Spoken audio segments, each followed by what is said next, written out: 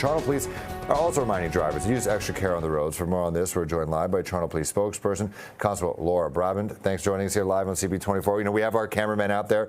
It's his job, much like, you know, Toronto police officers are out there. I'm assuming they have their winter tires. You know, what should people be doing if they have to get out there on the roads? They have to get to work, they have to get groceries.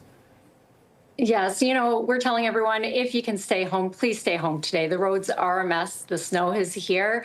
It is coming down, but we do understand that there may be a time when you have to leave your house and you may need, as a motorist, to drive your vehicle in this weather. So we're just asking all motorists right now, please, number one, make sure you have enough time to get to your destination. It will take you longer in these road conditions, so please just give yourself enough time. Make sure you have enough windshield washer fluid in your vehicle so you can safely clear any snow or debris from your windshield. Make sure that you also completely clear your car of all snow. It's very important that you make sure all your windshields, your windows in your vehicle are clear of snow so you can properly see out of your vehicle. But also clearing the snow off your car, it'll stop it from blowing off onto the car behind you, which can really cause an accident if someone gets hit by a bunch of snow in their windshield. Yeah, no doubt. Yeah, we do see it. And, you know, as an operator of a motor vehicle, you have an obligation to make sure your vehicle is clear of snow. Also, when I say give yourself enough time to get to your destination, also consider driving to the road conditions. You know, you may have to drive slower than the posted speed limit. And when you approach stop signs or intersections, please give yourself plenty of time to stop in a safe manner. The roads may be slick. It may be harder to stop when you come to an intersection. Also, give yourself enough space between you and the vehicle in front of you. And also, what about pedestrians? You know, we see some people there walking on the sidewalk, and you know, people are still probably jaywalking potentially. You know, what are some, you know, they're not breaking any laws, but what are some rules even pedestrians can do to try to protect themselves if they're walking in all this? Well, it's very important, whether you're out on a bicycle, an e-bike, if you're a pedestrian walking or a motorist, to be aware of your surroundings. You know, use the crosswalks. That's what they're there for. Use the proper lights to cross the road. Make sure that the motorists are coming to a complete stop before you cross the road, because with these conditions, a motorist may slide through an intersection. So we're just asking everyone to be aware of your surroundings, take your time. The sidewalks could be slippery too, and walkways, they could be slippery. This is an excellent time to be a good neighbor in the city of Toronto. You know who your neighbors are. If you have elderly neighbors or neighbors with disabilities, you know, help them shovel their driveways, help them shovel their walkways, assist people with crossing the road that may be having difficulties. You know, this is a really good time to step up as a citizen of Toronto and help your neighbors. Okay, and also one thing I just wanted to know about people parking. That was a big story last week after that initial snowstorm, if you want to call it that. We're getting half the amount of snow than we are now. People parking in snow plowing routes. That's a big ticket, and it also gets in the way of this city actually moving. So what's the reminder there to people out there who are probably going to work tomorrow or driving around today, you know, where you can and can't park and some of the penalties? Right. Well, it's very important to be aware of where the snow routes are. They are on the City of Toronto website, so make yourself familiar with the snow routes. Now, this is if the city does activate a major snow event, then we ask motorists not to park in the designated snow routes in the city. This is very critical to allow our snow clearing operations to proceed safely and efficiency and maintain the passage for emergency vehicles. If the city does declare a major snow event, you will receive a ticket and your car can be towed at your own expense. So we're asking anyone who may be parking in the City of Toronto, please look out for those snow route signs. Additionally, we have to keep in mind of the snowbanks on the road. If you regularly park on the road, make sure that your vehicle isn't pushed out further to impede the TTC and the streetcars, because the snowbanks start to block some of the parking spots on the city streets. So we're asking that people be mindful of especially the streetcar tracks and that they don't impede the TTC vehicles. All right, Toronto Police spokesperson Constable Laura Brampton, thanks so much. We do appreciate it. Thank you. I just want everyone to stay safe, stay warm, and take your time if you need to go out. Yep, I'll be practicing patience, no doubt. No speeding. Thanks so much. A man who escaped from the Toronto South Detention Centre is back in custody. Police say 32-year-old Stephen Alexander Guzman Marroquin impersonated another inmate who was being released from the jail. He was fitted with an ankle monitor but was able to remove it. We learned today that he was arrested last night near Yonge and Eglinton. He's facing numerous charges, including escaping custody, impersonation, obstructing a police officer, mischief, and theft. Well, the Liberal government is delaying the push on its hate crime bill to prioritize its bail legislation. The Justice Committee passed a motion this week that pauses the clause-by-clause study of Bill C9 to focus on getting the bail reform bill passed. Well, that's something the Conservatives have been pushing for since the Liberals and the Bloc agreed to amend the hate crime bill by removing a religious exemption on hate speech. Pierre Poilievre says the amendment is an assault on freedom of expression and religion. The passage of the bail bill would make it harder to get bail for several crimes, including human trafficking, extortion, and some vehicle thefts.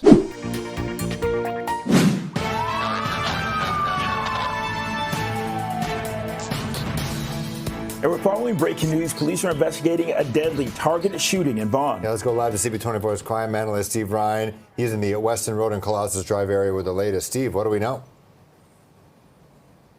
Well, Philip Akari, please tell us, as we just reported, that this was a targeted shooting. It is now a homicide. Winges Road is the location. It's a commercial area, and York Regional Police told us that just after 1 o'clock today, a man was shot multiple times before a suspect vehicle, which was a dark-colored SUV, was seen leaving the scene. Typically, and often when you have a targeted shooting, when there's multiple rounds being fired at the intended target, it certainly does suggest that not only that it is a targeted, but there is some sort of personal agenda or some sort of message being sent. Oftentimes you shoot and then you flee. When somebody stands there and shoots time after time after time, typically police find that there is a message being sent. So having said that, the police do believe that this is a targeted shooting and may or may not be related. Oftentimes there's not a lot of coincidences when it comes to criminal investigations. Just a short distance away west of here on Islington Avenue near Woodbridge Road in Woodbridge, a dark-colored SUV was on fire. And the fire department responded to it as well. That happened within 45 minutes to an hour after this reported shooting at 1 p.m. So police are now seeing if they are connected to one another. And we do not have any descriptions of suspects yet as the police continue with their investigation. And here's more from York Police we heard from just a short time ago. While this call was happening, we received an additional call for a vehicle fire in the area of Kipling Avenue, just north of Woodbridge Avenue. We are looking to determine if that call is in relation to the shooting investigation, as a black SUV was seen fleeing the scene. So police are looking for witnesses not only to this shooting, but also to the vehicle fire that the officer just talked about. If, in fact, these are related, any information that you might have to either occurrence could help the police put this pieces together when they are looking for evidence. The command vehicle arrived on scene just a short time ago, and the forensic identification services are here as well, and they are collecting all the forensic evidence. Important for the neighborhood to know, though, it is a targeted shooting, and police say there is no threat to public safety. Back to you guys. All right, and with that, though, still concerning, but we do appreciate that info. Thank you very much, Steve. The Ford government has announced a new transmission line to electrify Northern Ontario and help unlock the mineral-rich Ring of Fire. Well, the province says the 230-kilometre Greenstone project will create more than 7,000 jobs, support the development of the mining sector, and reshore Ontario's domestic supply chain. Hydro One is set to lead the project following consultations with 7 First Nations, which will own 50% of the transmission line. Ontario is taking action today. Especially in light of President Trump's economic assault on our country, it's time to build. And so today I'm proud to announce that Ontario is giving the green light to not only build, but to accelerate the Greenstone transmission line, which will help displace diesel power. And yes, it will connect us to the gateway to the Ring of Fire. And this will deliver the energy backbone and the infrastructure to unlock and to improve the quality of life for so many Northerners and First Nations. These are exciting times in Northern Ontario, and very quickly the communities recognized we can do more, not just for ourselves, but for the entire region. And that this transmission line would rightly fortify the capacity of electricity, not only to serve the communities in and around and including Greenstone, not only to serve the new and exciting mining and other activities going on in the region, but more notably perhaps to serve the communities farther north. Improving reliability will help ensure our community members are less impacted by the power outages that often occur during the winter months. The new transmission line will also increase electrical capacity, allowing us to move forward with more housing, business development, and community projects with confidence. When power is dependable, it opens the door to economic opportunity and sustainable development. We need the power to grow. The current transmission line goes out frequently, multiple times a year, for hours and more at times. This new 230 kV line, transmission line, will provide us with the necessary power to continue building our community, including expansion at our sawmill, and community infrastructure, the new housing. This project will also provide the region capacity to enable critical mining projects. And the province says the Greenstone transmission line will be completed by 2032. One person has been taken to hospital after a 3-alarm fire in the West End. The fire broke out just around 9 a.m. or 9 o'clock p.m. Last night at a home near Stafford and King Street, just east of Strawn. Toronto Fire says they arrived to find a large backyard fire and it spread to a neighboring home. Crews also faced challenges because of a frozen hydrant. All occupants managed to get out of their own, and one person was taken to hospital for smoke inhalation. Our crews arrived within 6 minutes and found heavy flames and heavy smoke conditions in 41 Stafford. With the rapidly growing fire, the alarm was quickly escalated to a second alarm. Crews then requested a third alarm, adding additional resources for the high fire contents and the fire spreading to adjacent units. An investigation into the cause of the fire is underway. Police have released images of a suspect wanted in an East End break and enter. Have a look at these images. The man is described as 40 to 50 years old with a medium build, black facial hair, and was wearing a beige jacket, beige pants, black shoes, a gray toque, and a beige scarf. Police say on January 19th around 8 p.m., he entered a condo near Queen and Logan and went into the parking garage before breaking into a storage locker. Investigators allege he stole 2 mountain bikes worth more than $15,000, DJ equipment, a power drill, and a snowboard, too. Anyone with information is being asked to contact police. Well, a magnitude 3.7 earthquake struck in central Ontario late last night. Earthquakes Canada says it happened at 10:59 p.m. with the epicenter located 23 kilometers southeast of Orillia. So the website received about 2,200 reports of people feeling the rumble from as far west as Kitchener, east through Toronto, all the way to Belleville, and as far south as Niagara Falls. So there's no immediate word on any damage or injuries. And for more on this, we're joined by scientist Adi Salvatari. He is a researcher programmer at the Ontario Science Centre. Thanks a lot for joining us. So first off, what can you tell us about this 3.7 magnitude earthquake? Thanks. Yeah, so it's quite rare for our region to get an earthquake. Ontario is sitting right smack in the middle of the North American plate, and usually an earthquake happens when you get stress in the crust, builds up, and then releases as shock waves, right? That's not going to normally happen in the middle of a plate where everything's kind of solid and stable. But there is a little bit of seismic activity here and there. And so we got one last night. To be honest, I myself didn't feel it, but that's kind of standard for earthquake that is a magnitude of 3.7 around that number. We characterize that as a minor earthquake with people feeling it. Okay, so with that, I do have to ask, is this a sign of something bigger to come?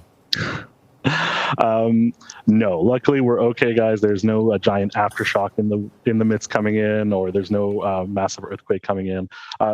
Our region, what's called the Southern Great Lakes seismic zone, is very, very low. Low frequency of any earthquakes. In fact, we've only ever had, I think, 2 earthquakes that ever had a magnitude 5 or greater. These were back in like I want to say 57, and the one before that was 1857. So, we haven't had these in a while, and we're not going to. In fact, we only get about 2 to 3 earthquakes a year that are magnitude 2.5 or greater. So if anything, this means we'll get maybe one more or another one by the year's end. I've heard mention of a frost earthquake. What is that? Yeah, so a frost quake is when, if you've got a lot of moisture, usually from snow, that seeps into the ground, followed by an extreme drop in temperature, that water is going to freeze and expand. And if it's sudden enough and there's enough water in the soil, this expansion can be so fast and so great that it releases seismic activity.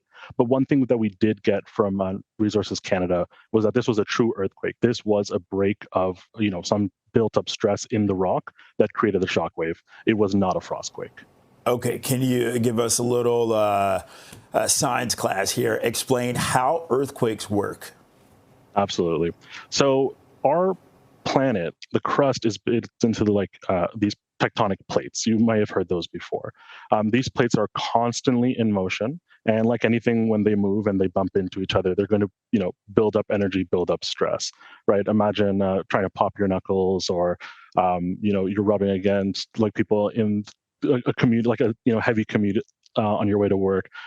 There's a lot of energy that gets built up. And eventually it will release when you have a slip or a fault. Now, normally earthquakes happen along fault lines, so where plates are meeting, because those plate boundaries are a great source for both the energy to build up as they grind into each other, and also for them to slip and release from each other. Other times in intraplate areas like ourselves, there are still little pockets of seismic activity and zones that can result in these kind of small snap, crackle, and pop earthquakes.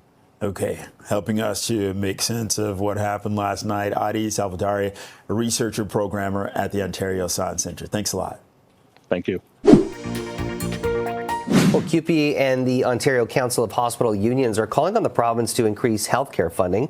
The unions say hospitals have been told to plan for 2% funding increases until 2027-28. That's far less than the 6% average in recent years. They say it will result in more than 10,000 job losses and the reduction of 2,400 hospital beds. This government promised to clear the surgical backlogs, and this government promised to eliminate hallway medicine. But in fact, both of those problems have intensified significantly. The Financial Accountability Office predicts nurse and PSW staffing levels will fall by 9,000, and the number of staffed hospital beds will fall by 7% by 27-28 if the funding plan does not change. Meanwhile, actual need for healthcare staff and hospitalizations will increase due to aging and utilization. So that is the increase in beds that are needed, and that is the plan as it exists right now. 4.6% needed increase, 7% reduction actually planned by the current government. As President Trump continues to threaten workers here in Ontario with tariffs, economic uncertainty, our government is delivering on our plan to protect Ontario. And I can tell you folks, we don't have to take a backseat to anyone. We sure the heck don't have to take a backseat to President Trump. It's a plan to build a provincial economy that is more competitive, more resilient, and more self-reliant, so we can stand up to tariffs, economic uncertainty, and anything else that comes our way.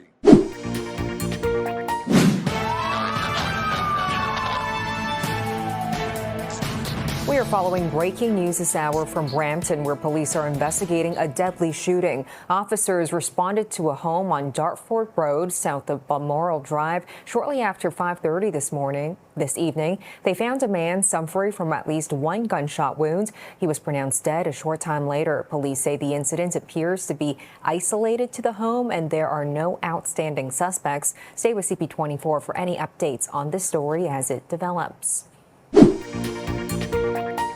sedan, a vehicle was used in a smash and grab robbery in Burlington late yesterday. Halton police said just before 5 o'clock, a Honda CRV reversed through the front doors of a buy and sell City store on Fairview Street. 4 to 5 suspects with their faces covered went into the store with hammers. Police say jewelry was stolen before the suspects took off in the dark-colored sedan. The CRV was left behind and there were no reported injuries.